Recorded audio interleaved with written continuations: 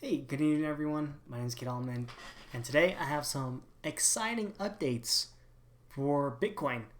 If you want access to this website, you can go ahead to www.almondinvest.com and you'll be able to see the website. I did notice that if you basically go to the website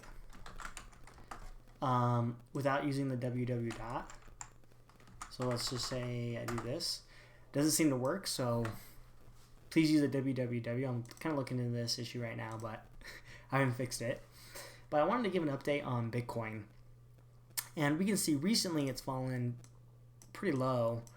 And the argument I want to show is that it might not be a bad time to start investing into Bitcoin. And it's something that I'm considering doing. Now, for those of you who are unaware, the reason why you'd want to invest in Bitcoin is because during midterm years, Bitcoin tends to go down. We can see during this midterm year, Bitcoin was going down. We can also see during this midterm year, Bitcoin was going down. And we can just see the same process happening again. And, I would argue the phase out of where we're at right now is sort of this drop right here. It's equivalent to the drop that just happened recently. I'd say these two are basically the exact same. And so, it's sort of like if you're investing over here, it's basically investing like over there. And I don't think it'd be a bad time to start slowly buying Bitcoin. The reason why I say this is because if you look, Bitcoin hit a top price over here.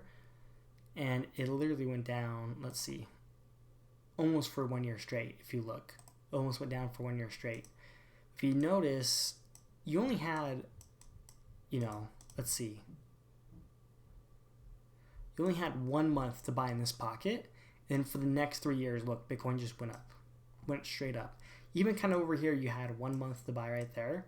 And then Bitcoin slowly started trending up.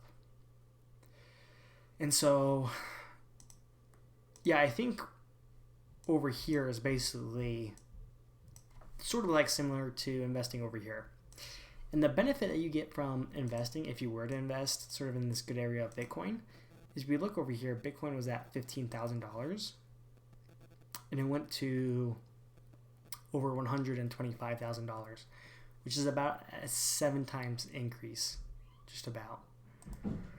But if you go to the S&P 500, and you can see currently we're at $700.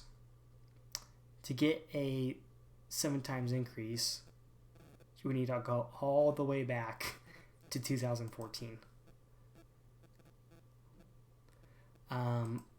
You need to be all the way back over here. And you probably didn't even make that much money in the S&P 500 when compared to Bitcoin.